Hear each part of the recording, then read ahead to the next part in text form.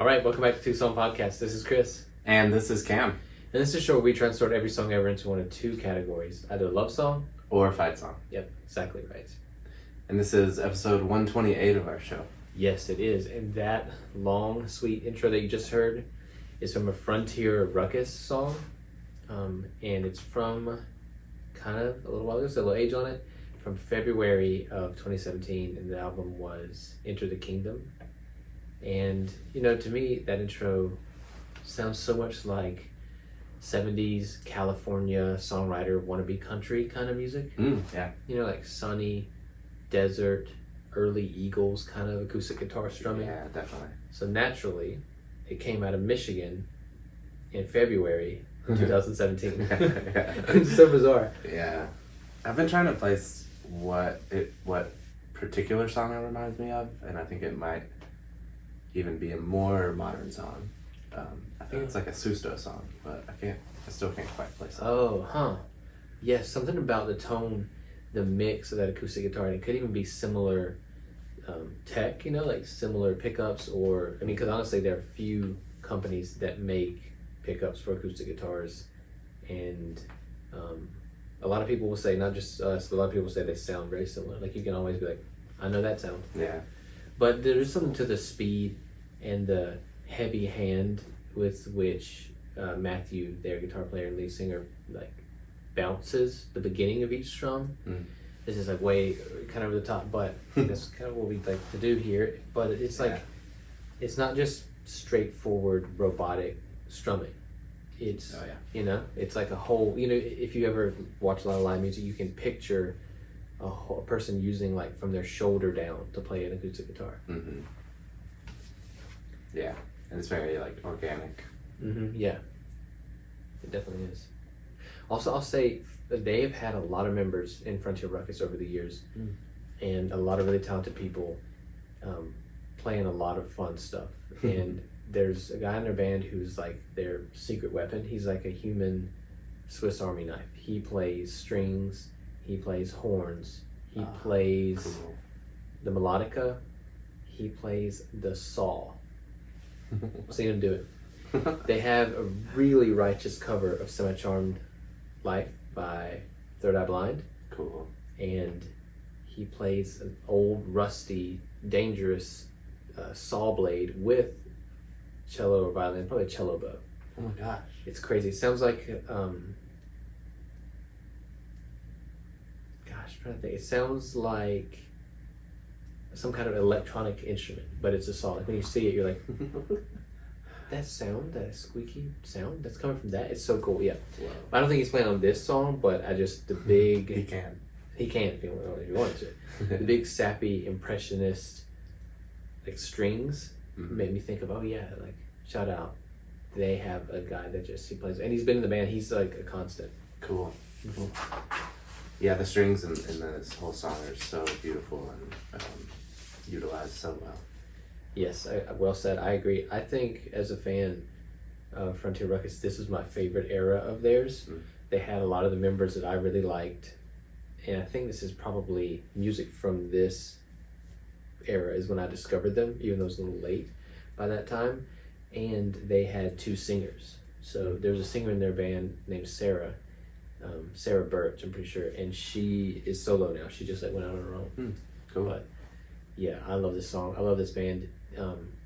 Cam, I always talk about two bands that I think should be bigger than they are. Yeah. And I'm not saying they need to like replace Harry Styles or Shawn Mendes or anybody, because those, I mean, that music was like made in a lab to have mass appeal. But to me, Frontier Ruckus and Watch House, like I think of them in the same thought often, because they're like so talented and they should be bigger. Yeah.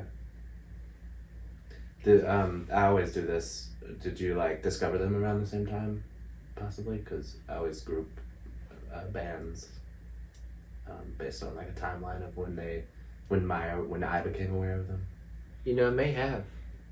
I don't really remember how I discovered them, but I probably did. Because I thought whenever we looked up when this album came out, I was like, oh, I was listening to them, but it wasn't 2017. It was probably a year later. Yeah, actually, I know for a fact it was in February. So Yeah, I may have discovered them at the same time as Watch House / Mandolin Orange. Cool.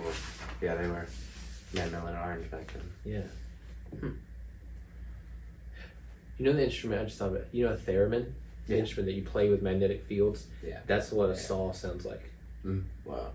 It's sick. It's like, who... You know? It's like when people eat certain things, you're like, how many people had to die before we knew we could eat this? Right. It's the same thing with a saw. How bored was Brian Wilson making the Beach Boys, or whoever discovered playing a saw that you could do that? Yeah, how many things did they try to play? Yeah. That didn't work out. Yeah, truly. So neat. Wow, very cool. Well, yeah, I love Frontier Ruckus. And I liked the name before I liked the band, which you know is hard for me. I hate titles and names generally. And I was like, okay, I know what they sound like. And then one, they didn't sound or look the way I thought they did. Yeah. Based on that name.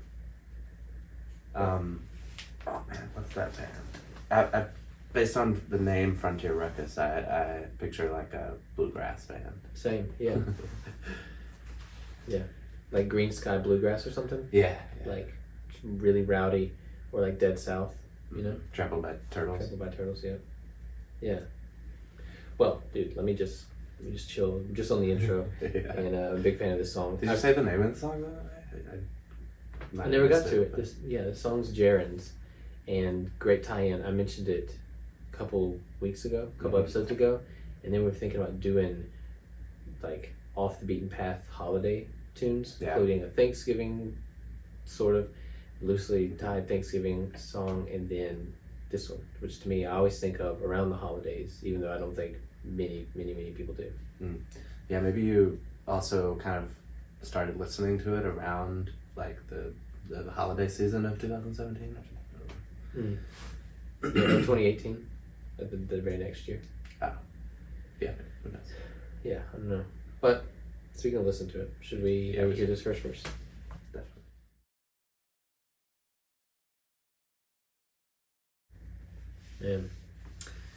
Yeah, how about that? That's part of why I like this band. I admire the choices. I admire the being like, I'm good at words. I'm gifted in this arena. Yeah. I should start a band. And then people are like, do you want to edit some of those words? And he's like, that is the edited version. Yeah. And that is the short version. What's your deal? I think that's so cool. And he'll admit to it. I've seen interviews with him where he admits like, I write too many words. I put too much in the song. Well, I think it works for him. Yeah, I do too. I'm a huge fan. I was trying to think of the right time and place to bring this up, but I don't want to like be sitting on it and like trying to overthinking it. But he made a solo album 2 years ago, maybe 3 years ago now, and I listened to it. I DM'd him, and I like mentioned him in his story, and I said, and I remember because I felt it. I was like, you know, as a goofy music dork from Georgia, when I listen to Matthew Millia's lyrics, his music, his solo stuff, and Frontier Ruckus, I'm from Michigan. And we DM. He was like, dude, thanks, that means a lot. Oh, cool. And then I think he shared what I like DM'd him. Yeah. Or he probably shared the story that I like tagged him in, but or I reposted it. But yeah, he's a cool dude. Man, that's awesome. This song, at least, I'm not actually very familiar with Frontier Ruckus, but this song reminds me of songs from another band. You might could guess who they are, but it's interesting to me because if anything for you, it would be that this band might remind you of Frontier Ruckus. Pine Grove. Yeah. Yeah. Gang, of course. Yeah, they do. Because the singer and presumably songwriter for Pine Grove also just loves words and dumping a dictionary over them into songs, or in this case a literary textbook glossary. Yeah, good point and good like callback. That's true. I was trying to call back the Pine Grove episode and that episode where you mentioned Gerunds and Frontier Ruckus. Dude, shout out 8th grade. And shout out gifted literature.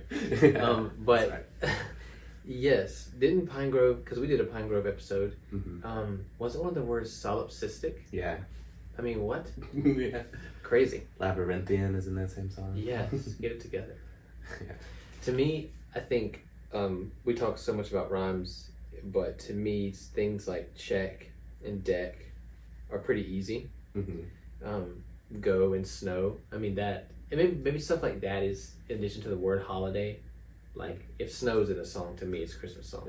So maybe stuff like that is like, those rhymes, okay, whatever. But errands, it would take me a long, long time if I had never heard this song to come up with a rhyme for errands. Mm-hmm. I mean, I would make probably a pun about individuals, like proper names, Right. you know, but yeah, gerunds, way to go. Mm-hmm. And then we also get parents, which is kind of a slant rhyme. Yeah. Uh-huh. Mm-hmm. And for the longest, I was thinking that this song was just like one of those songs that's really descriptive, just sets the scene, like, you know, being in the park and there's a man selling ice cream, all that stuff, songs that do that, and you're just like, this song's not really about anything, but it's a cool feeling. Yeah. But then I got to thinking, a piling of gerunds in the snow. I think the way the English language has become so perverted, just like tarnished, that we use a lot of swears with ings at the end of them. Mm-hmm. And I was like, oh, I could see it being the opposite of that, because a lot of his lyrics, a lot of Frontier Ruckus song and Matthew solo stuff is like very middle class, depression, like dissatisfaction with modernity, even though we all were told it would be easier and better. Yeah. Like, just do it on your phone, just do it on the computer, just you know, this, don't wait in line, don't meet a person, don't have a human connection. And he writes about stuff like that a lot, about like, dude, it's tough out here being middle class or upper middle class, and like thinking, all right, I think I figured out how to like navigate the world, and then you don't. No one does. We're all faking it till we make it. He to me, that's what I pulled from his songwriting. And I was like, oh dang, the way it talks about not being able to get any money around the holidays, or be able to like go to like a paycheck or a payday loan place, and heck, even some of the lyrics we'll get to later, I was like, oh man, that's why this song is sung the way it is and strummed the way it is. And like, this song it's like a lot of my favorite songs, low key about depression. I don't know why that is, but because I mean, you know, take that for what you will, but I like that kind of stuff. It's cool. To me, it's like makes me feel something, and I'll take it even if it's depression. Yeah. Yeah, I definitely relate to that. And then also the line, the piling of gerunds in the snow, is him using a gerund. I think whenever you mentioned it, I was like, I spent weeks trying to remember what the word was. Yo, chill before you confuse me. Gerund. I'm just kidding. But you might though. And then I had it like switched, so I was trying to Google using a noun as a verb, but a gerund is using a verb as a noun. And so I think the piling, since he's saying the piling, it's like making the act of something into a verb or a noun, right? Instead of like, which is tricky in English because a lot of our words can either be a verb, like you can pile stuff onto something, which is the verb version, or you can have a pile of something. But this sounds like he's using the piling, the act of piling, but like referring to it as a noun, right? I guess it could be, yeah, like the way it's piled is the piling. Kind of like how people can use the word set and set. People are like, that needs to sit right there, or I set that right there. You know that people use those words, and you're like, yo, are they different words? You really telling they're different words? Yeah. Yeah, I see what you're saying. Like, yeah, the piling, like the stacking, the arranging. Right, and so yeah, then I keep thinking of ing words, like you said, and I think of like the reckoning, and so then it's like when a verb becomes like an event, then it's a noun, I guess. More like a place or place and time. Yeah. Oh, I see. So you're saying he's like doing like a nod and a wink in that lyric. Yeah. Cool. Yeah. Like I don't know if he just, like you were saying, was trying to find a word that rhymed with errands, and then, had to come up with a clever way to use the word that he found that did rhyme with errands. And I think he did it. Yeah. I think so. That's cool, man. That's a good pick. Like, good catch, finding that in there. Thanks. I was thinking about this, like, going back to his, like, gift with words. He often will say on his website and stuff about him that he's a poet too. Talking about their lead songwriter. But it's tricky. We do this a lot whenever someone has a band and a solo project. We get it gets muddy. Yeah. But he says he's a poet, which I like. I'm not trying to take that away from him. I mean, to me, if you can pay your bills doing anything, you could also be a poet. And I'm not trying to say anything negative, it's just that we don't regard poetry the way that we once did in Western culture, the Western world. As like a career, like a way to... Yeah, that's right. So you, like, honestly, if you were a doctor, you could also be like, and I'm a poet, you know? Or if you were, a lot of professors do it. If you're a professor, congrats, you're also an author. Yeah. And it's like, I just find that interesting.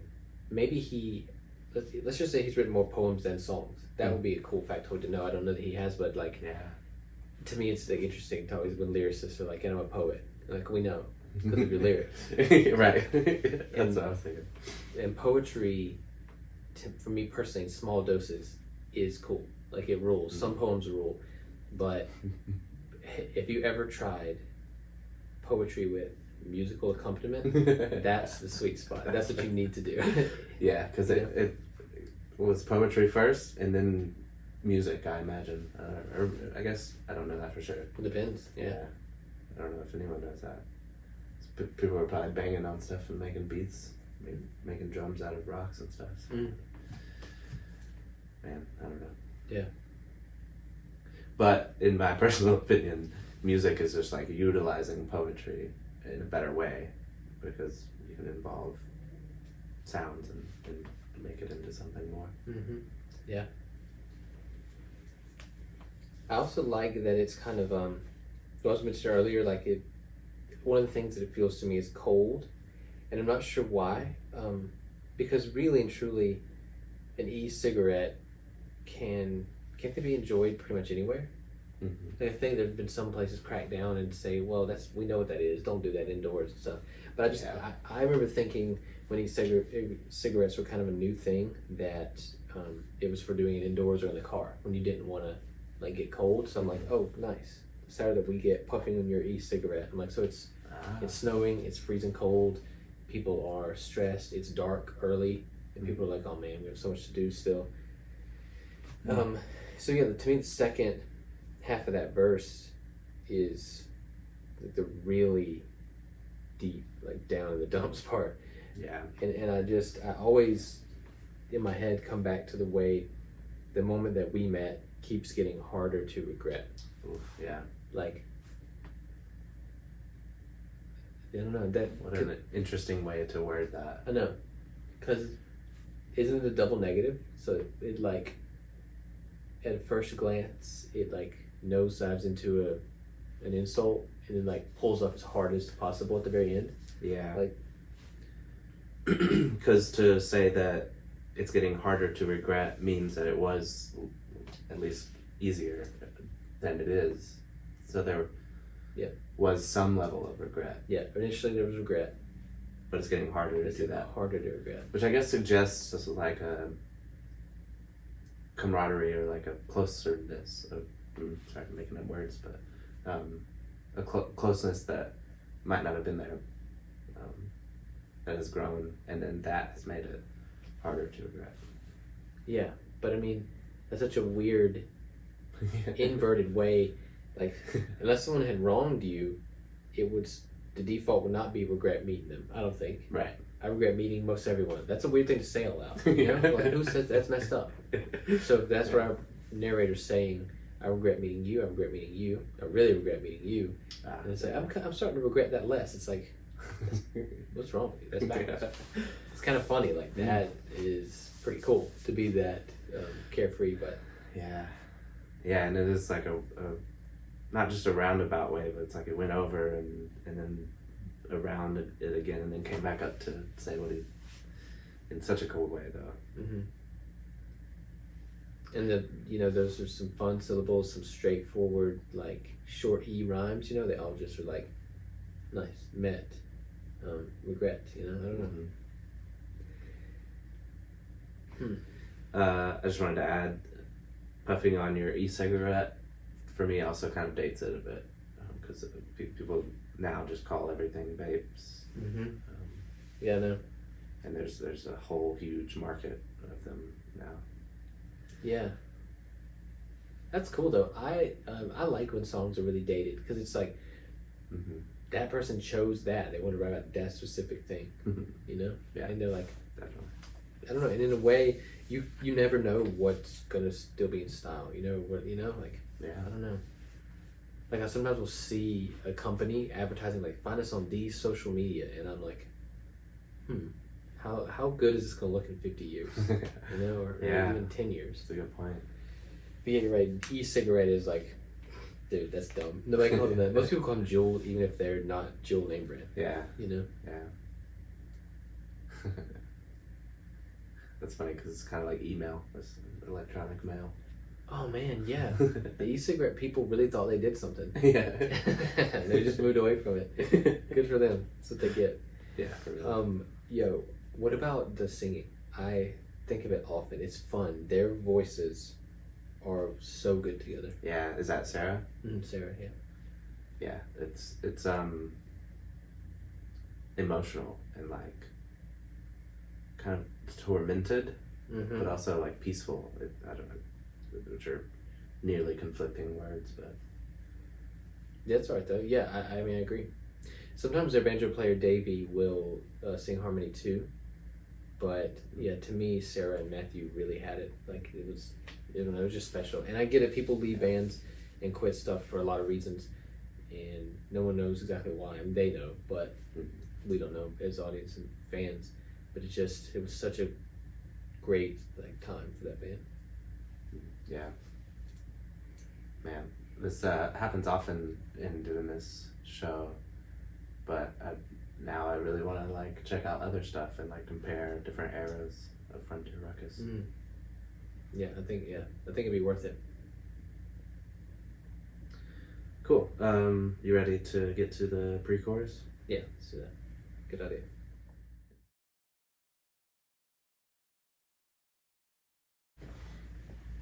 Nice. Just went ahead and got the chorus as well. They're pretty short. Yeah. They kind of just flow together. Yeah, they do. Because they're really similar sonically. It's not like a big dramatic change. It's not one of those songs that is really overproduced where you almost get a millisecond of either anxiety or euphoria because the chorus is coming, or the chorus, there's no signal to be all right, dummy, here comes the good part, Yeah. Yeah, I think about Bo Burnham when he sings that song Pandering all the time. At the end when he's like, do you dumb, he insults the audience, want a key change? Think that's like that. That is for real what a lot of our music today is like. Yeah. It's aren't you just an animal? We thought so. Here's the beat, Yeah. And dude, I'll say that's me. Give it to me. I'm there too because it's fun. Music is magic. And it's dang, you can do that to me. So sometimes when a song is stylistically really different than that, just pure songwriting, pure ideas, pure emotions, I kind of like it to be in the story, in the narrative, and listen to it, and then just be because the song just sinks in. Yeah. When I'm watching TV or a movie, this might just be the way our brains have evolved, but I straight up, for real, cannot see other things when I'm watching something. If I'm really into a TV show on a medium-sized TV, I don't have to be that close to it. All I see are the edges of the TV and the screen. Yeah. I'm in a movie. A movie theater will do that to you because physically, it go, especially an IMAX or something. But I say that to say that songs like this do that to me. I'm not listening for this or wanting that, or yearning for anything different. I'm just like, I'm there and I'm like, oh, I got lost. All I was thinking about was this song. Yeah, same here, man. And there's people that I know and that I'm close with that are like, let's listen to music. I'm not gonna say any names. And then it's time to like talk or like do something else, and I'm like, okay, so we're not listening to the music. And for me, driving in the car is for like listening to music mostly, and I just don't talk much either, so you know, whatever. But I'll just like play whatever I want to listen to in the car, and then like, oh, okay, no, we're not listening, we're talking. Okay, turn it down more. Yeah, I know that's tough. Sometimes as a driver, it is easy to just be like, look straight ahead and be like, yeah, oh yeah, for sure, and never like make eye contact with them. Sometimes that will work. Whoever it is, like, you know, depending on how familiar your relationship with, some people will be like, all right, and not keep. But some strong personalities do the opposite. Be like, yo, it's talking time. You know, it can be like, yeah, I'm the same way, and I've gotten to where, you know, when I ride with certain people, it's like, I don't want you in charge, and you're not feeling what I'm feeling. But I don't know. But maybe this time of year, it's like, so there's some times you can agree. Like even if a new artist is out, or a new album from an artist is out, or a new season of music is out, like holiday music, for example, you can just be like, whatever, you know. But yeah, it is tough. That I think in a car, you know, kind of environment, in like a carscape, as they sometimes call them, where you don't have public transportation, that your car and your car time is special. Mm-hmm. So to be like, and also this one time, you're like, oh my god, this is an attack. Yeah, I get that. I totally get that. Yeah, you're just talking about like kind of forgetting about everything else when a good song is playing, or a good TV show or movie. Made me think of that, because it's just hard for me to it can be a song I've heard 100 times and I'm still like, but have you heard this part? Like, are you gonna listen to this part? Because you really should. It'll make you feel stuff. Yeah. I know, I'm that way too. Yeah. I just love how it comes in with "So Here We Are." Did you mention a key change because it does change keys for briefly and then go back? The chords definitely change. I was just kind of looking at the chords, and so it creates kind of like a distance from where we have been or something. That feels really cool. Yeah, it definitely does. That's a good point. It like,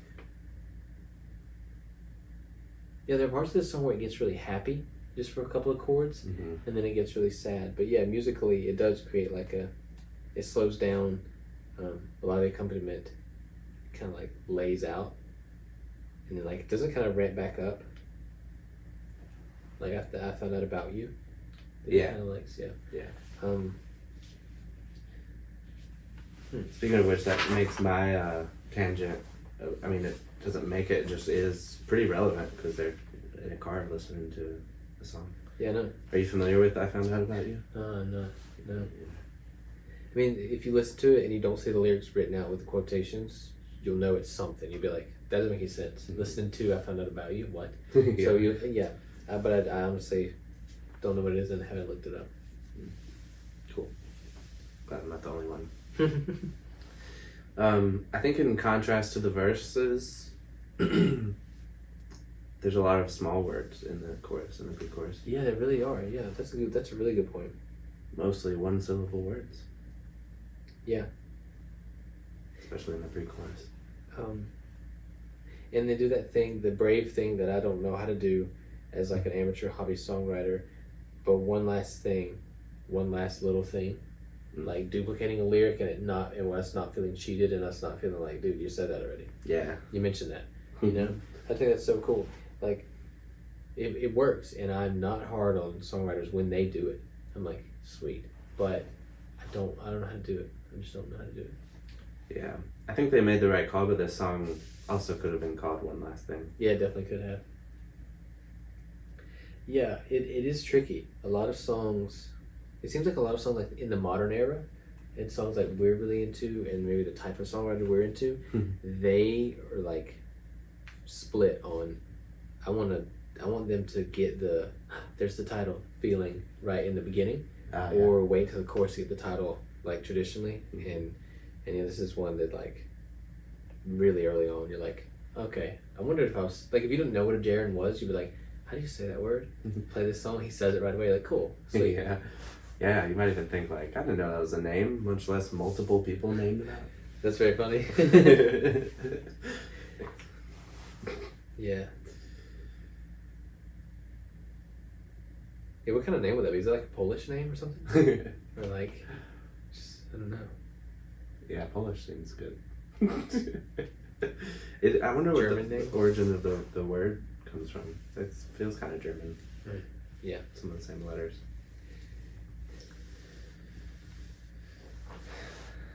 Well, should we move on to the second verse? Yeah, let's do it. Cool.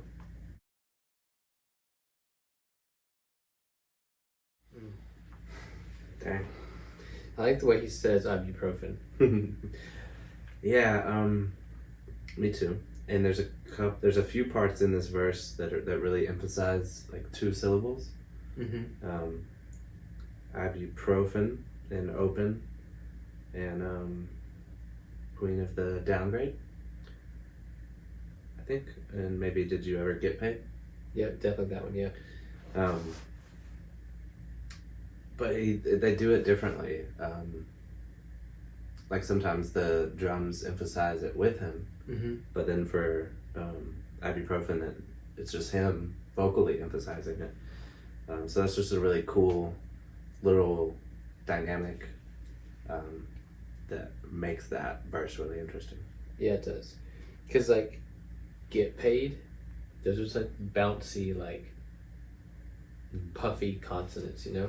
They're not hard like a C or a K, or like kind of soft like a C or an S, but they're like white. Like to me, get paid is already percussive, but then they were like, yo, and also hit it, you know? It emphasizes on the drums. Mm-hmm. It's different. I love that part though. Like I don't even exactly. So it seems like someone had to take a pay cut, or someone got laid off, or someone got their hours cut, or whatever. And don't know, but I'm like, I love that part. I don't know why. I just think it's so neat. Mm-hmm.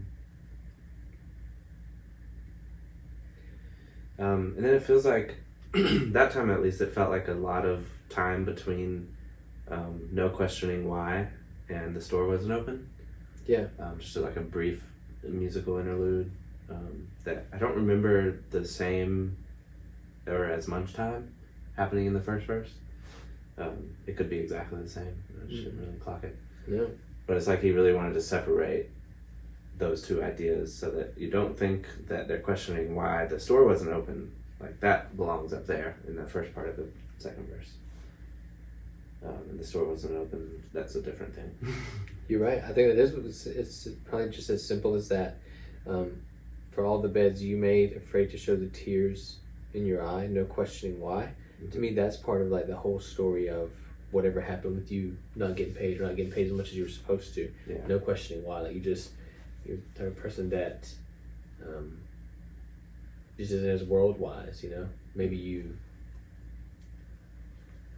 gambled or risked, or whatever you want to call it, on a bunch of different stuff, didn't really work out. And then you also are not very assertive. Like that happened to you, and you're like, oh yeah, we were worried if you're gonna get paid, you know, get what you owed.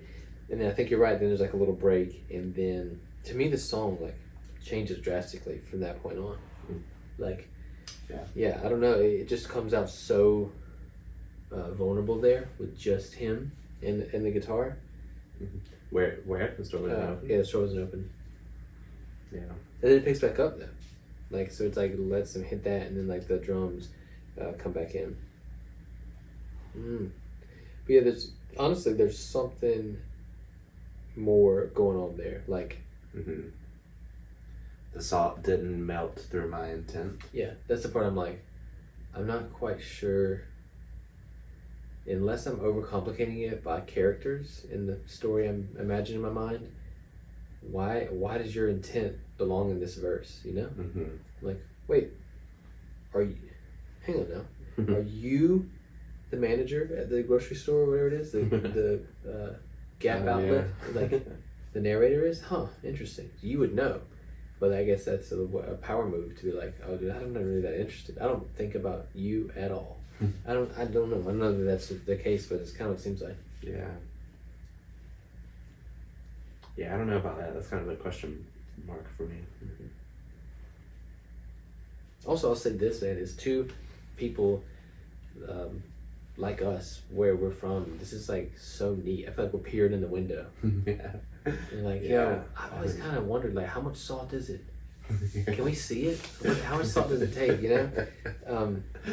Yeah. When I lived in North Carolina, obviously they salt, but I just imagine, maybe I shouldn't, that it's nothing like big cities. Yeah. Like I've been in New York in December when it just pours snow, and I think where else? Philadelphia too. Not on purpose. It was like a flight got stuck there, and there were just mounds of snow, just pushed by plows, and they didn't melt like all day. My bad. I would go to Philly. I didn't mean it like that.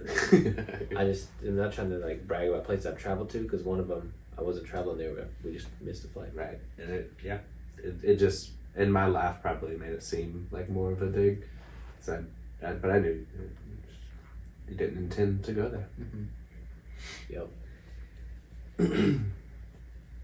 But do you feel like that? You're like, man, cool. It really freezes, so you know, and then there's definitely no need for salt. Yeah, no, we get one every 5 years or so. Yep. A light icing or snowing or sleeting or whatever, and instead we're not prepared for it because it would be kind of wasteful to be prepared for it. So wasteful, yeah. And so then we just shut everything down, and it is just like kind of a mystery and just a cool thought experiment to imagine what it takes for a big city like that to try to manage and keep the ability to commute for thousands of people. Mm-hmm. Yes, I definitely feel like that. Yeah. And it's got to be a different experience and a different feeling to navigate that kind of thing, like exist in just like blankets of snow everywhere. Mm-hmm. Yeah, and to have stuff done. Mm-hmm. Like, trying to be in the car, going somewhere, like doing things you need to do before the holiday. Oh gosh. Before stuff like closes, not because it's snow, but because nobody wants to work on these days, you know? Dang. Yeah, especially since we're so used to just being like, oh snap, it did snow. Mm-hmm. Now we get to do nothing but have fun. Yeah, you're right. Yeah, I know. Man. And the sky's all like gray and weird and bright and stuff. Yeah. Dang. Well, should we hit the pre-chorus and the chorus again? Yeah.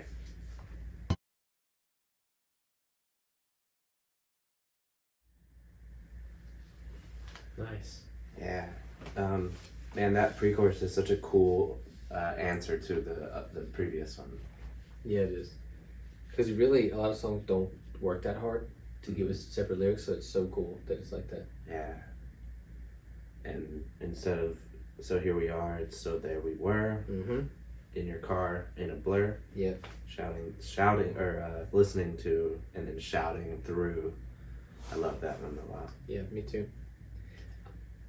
I know, I kind of think and wonder, but I have no evidence to back this up, but it to me seems like those may have been like a chorus or a couple of verses, or like a short thing, like a short idea that was like sounded good and they mirrored each other perfectly. Because like I can picture them right above each other in a journal, like right on top of each other. Yeah. I mean, like, okay, cool, and then like I need more. I'm thinking about it, you know, and then it just working perfectly in this song.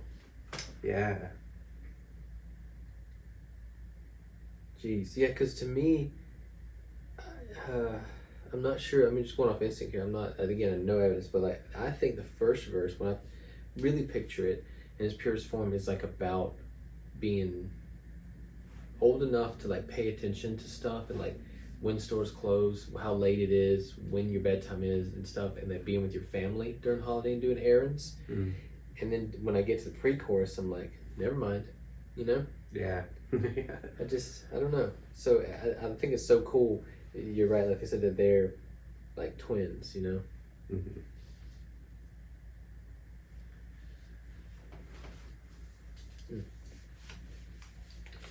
and they have that same chorus where they're both just giving it everything. Yeah. Like, I think Matthew's voice is kind of an acquired taste. I really like it. I know, I mean, they have fans. They do well. Like, they're verified on platforms and stuff, social media and like streaming. So, Yeah. but so what? Tom Petty's voice is an acquired taste. Or like Bob Dylan's. A lot of people's voices are acquired taste. And I don't know, I just like it. I like that he sings kind of high and kind of, I don't know, it's weird. I think some people's adjectives would be whiny, but I don't know if that's exactly right. It's like, it's like a pinched throat kind of singing. Man, I don't know exactly. Yeah, there's I don't think I'll be able to find it now. I meant to mention it when it happened. But there's a word, and I want to say it's the store wasn't open, which would seem like an interesting choice in all of this kind of vulnerable stuff. But where his voice like wavers, it's like almost strained. And you know, he chose to pick that take of it and like let it be kind of raw and almost broken. And less breath support than it needed. Yeah. I know. It's just, you know, a vulnerable choice. It is. I like that though. I like whenever people do that. Just because, I don't know, it's just, not that one's better than the other, but it's such a nice contrast to music that is really sterile and made efficiently and then perfected with software. It's just like, again, you know, different time and place, and they're both appropriate, but it is cool because you don't. I have to seek it out. I guess what I'm saying that's why it's cool to me. Maybe. And it kind of repeats the chorus this time. Yeah.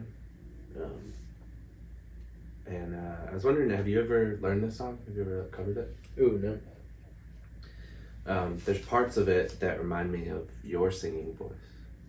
I feel like you could do a good cover of it. Sweet. Yes. Dude, I just said like it was acquired taste, but I love it and all that stuff. Thank goodness I did. Because certain episodes were more brutal than others. And yes. I don't know, man. I like his voice a lot, and to me, it is different and original. I wonder if I could. I never have tried it. Could be cool. Yeah, I'd say some of their songs. I like this band.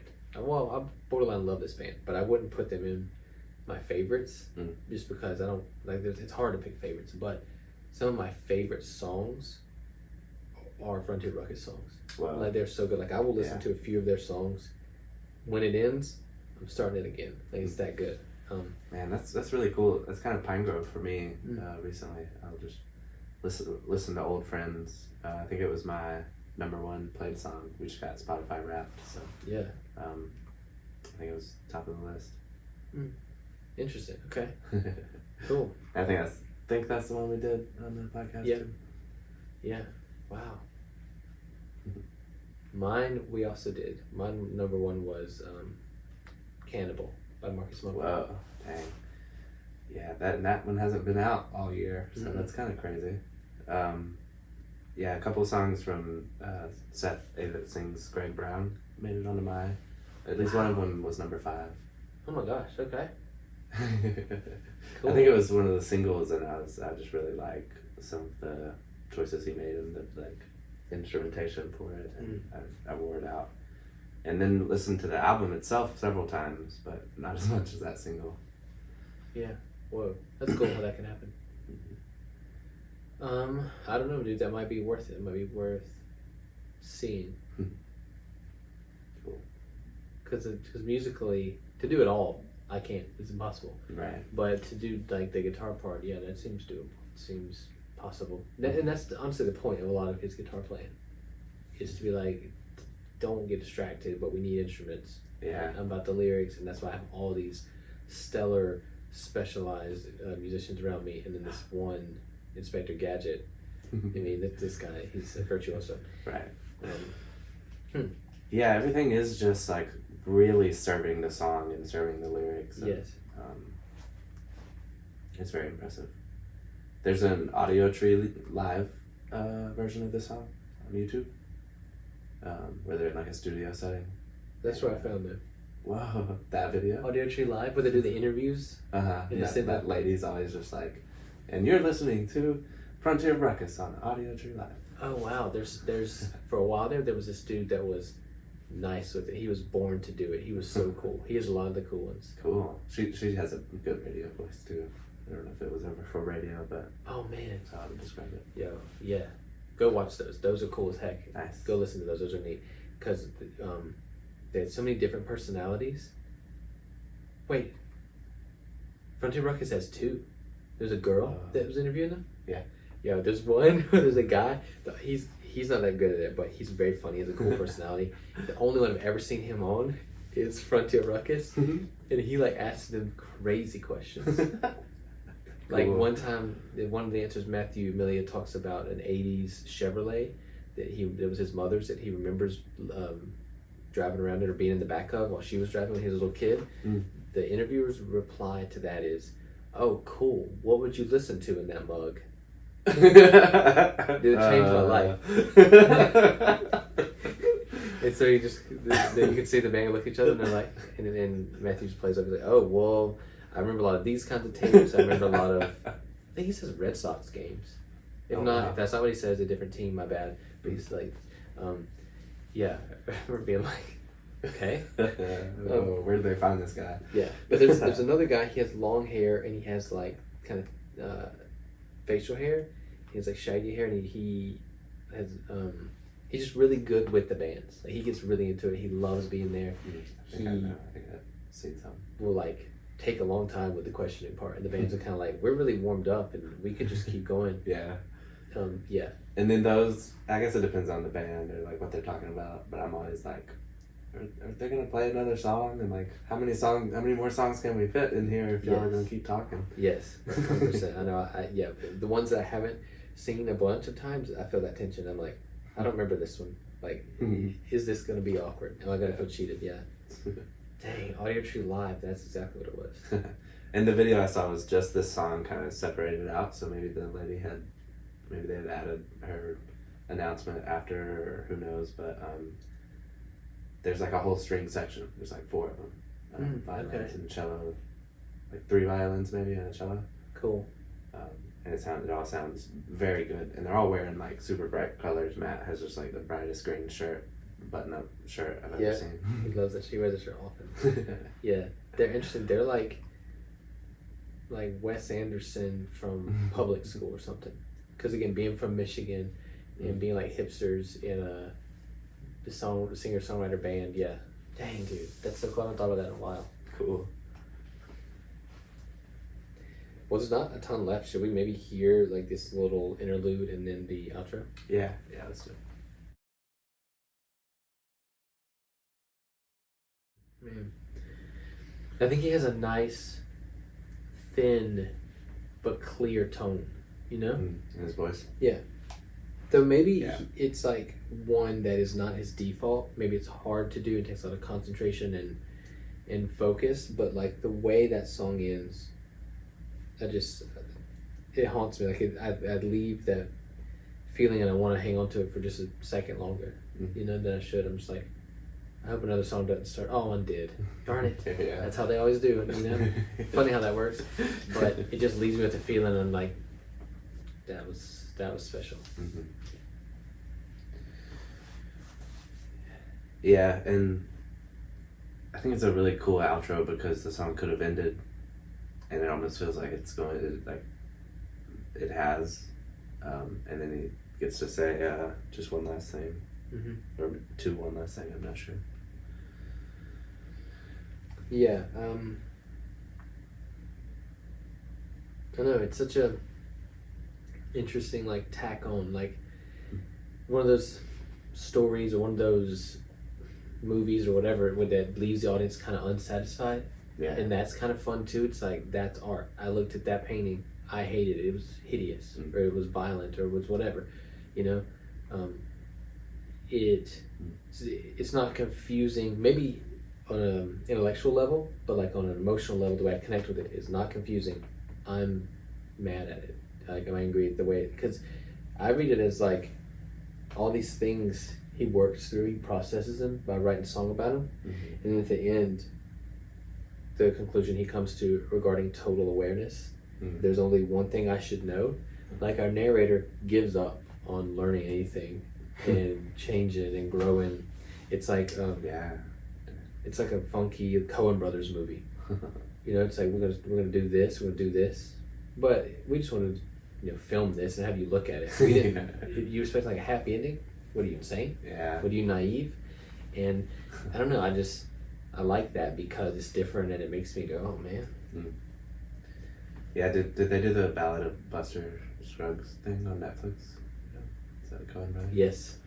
I can't remember how it ends or much of what happens, but I remember that feeling of just like, what did I just do? What happened? Yeah. Man, a lot of those in that anthology were like that. Like, a couple of them to me were so obvious what was about to happen, it would happen, and I would be like, oh man. Even though I knew that was going to happen, I hated it. I hated to see it. Yeah. Yeah.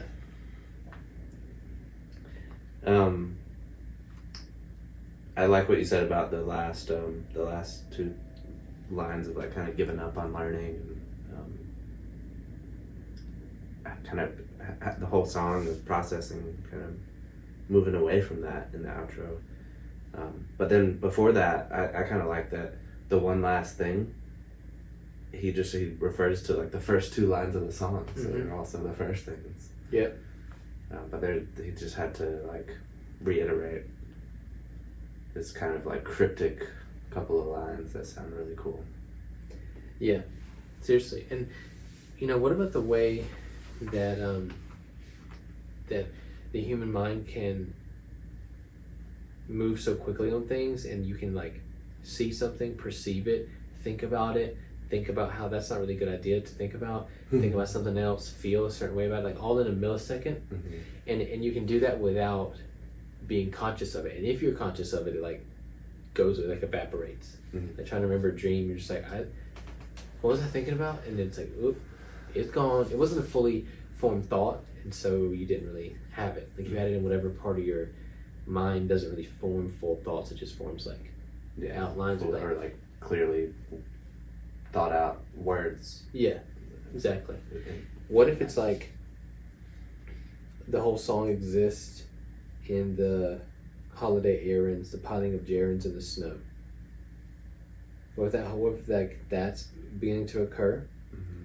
Like, they're trying to load the car, and like the dad is, you know, like gritting his teeth and saying swear words and frustrated, and then young Matthew is like sitting there. He's like thinks these things. He like is nostalgic. He reminisces. He thinks about the future hypothetically, and then decides like, you know, whatever. You know what? Now that I think about it, never mind. I don't want to know. I don't want to be self-aware. How crazy is that? I don't know if that's what it is, but it's just neat to, like you said, it's framed in these little bookends of the holiday errands, the piling of gerunds in the snow.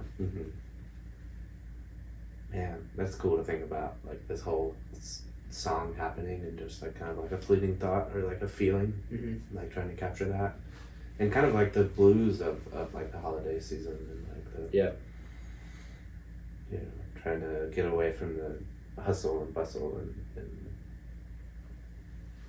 you know, thinking about people that don't have as much as you have and all that, or just the kind of less movie screen picturesque parts of the holidays.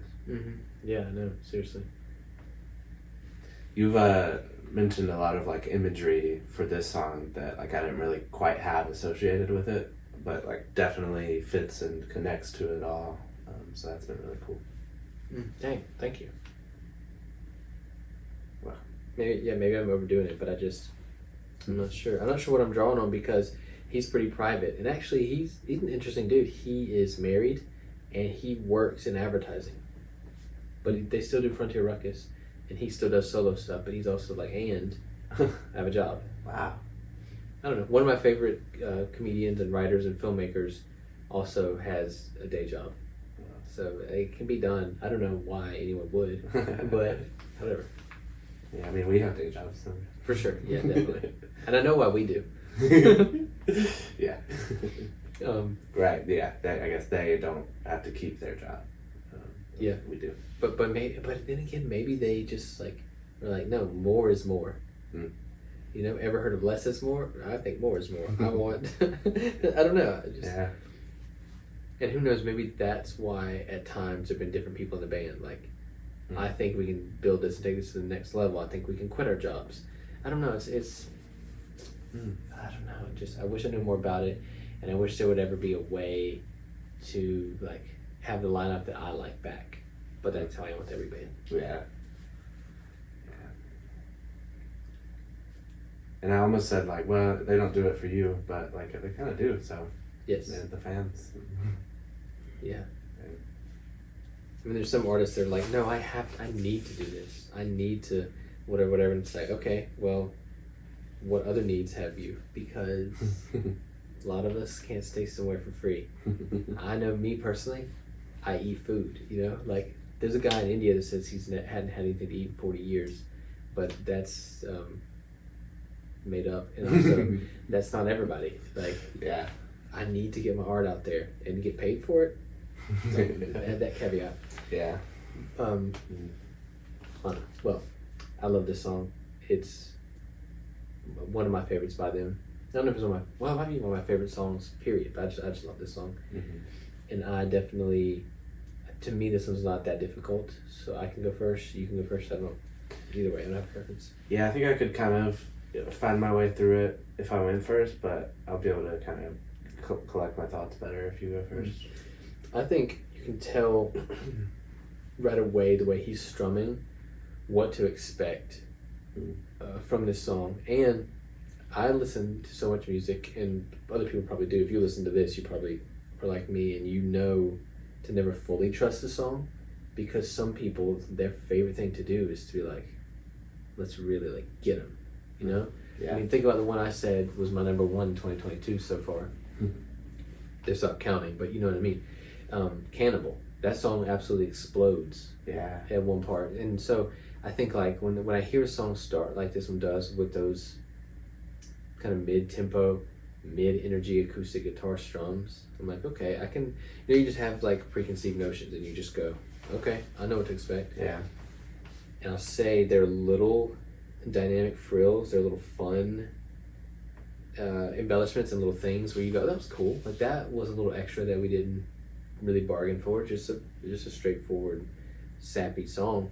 But for the most part, I would say the song is predictable. It's not very loud.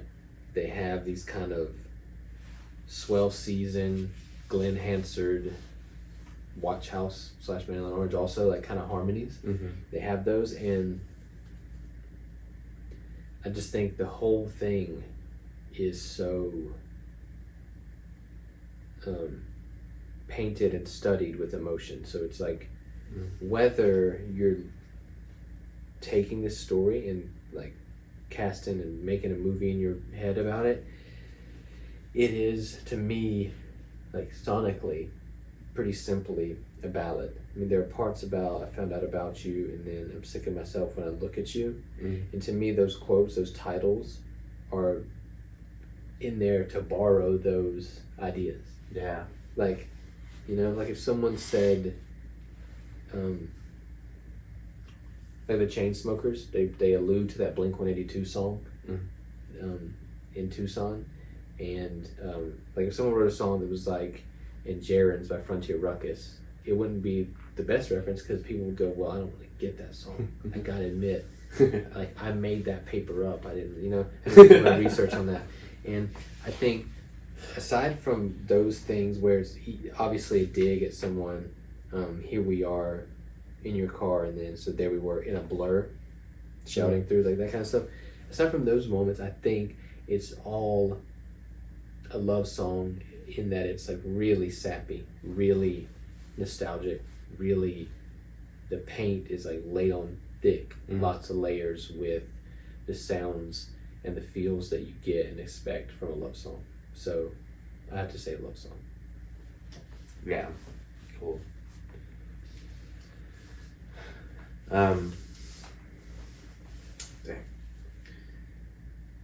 before I get into that love song or fight song, there's this one part that I meant to mention in the last chorus, and it's the last line of where he just says to one last thing, but the chord changes between last and thing, and you can kind of really hear the strings hit it, and just like listening to it over and over again, that part kept standing out to me as just this like beautiful sad chord right in there in the middle of the chorus, or kind of the end of the chorus, but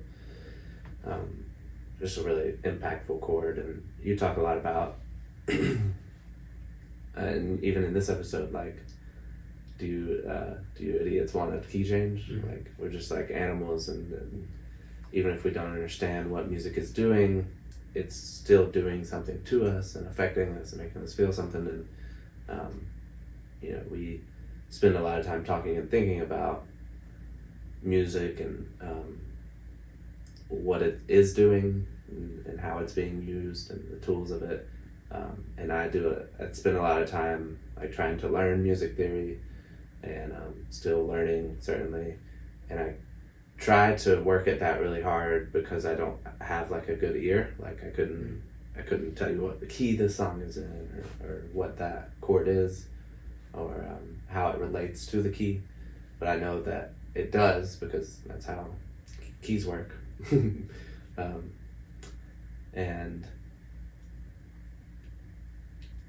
I don't know, all that to say that it affects me. And it's so cool that just like a particular chord and just like a few people in a room hitting that chord together with exactly the right beat between these lyrics can do that. Yeah. And then all that to also say that you're right, sonically it is so like soft and sweet, and the strings, the bowed strings, I guess I should say specifically, kind of for me are the paintbrushes that you kind of been talking about. Like all the paint is laid on so thick, and these bowed flowy string instruments are the sappiest part of that, and just kind of like piling it on and being like, it's a ballad, it's it's sweet. Yeah. And I think if you just looked at the lyrics,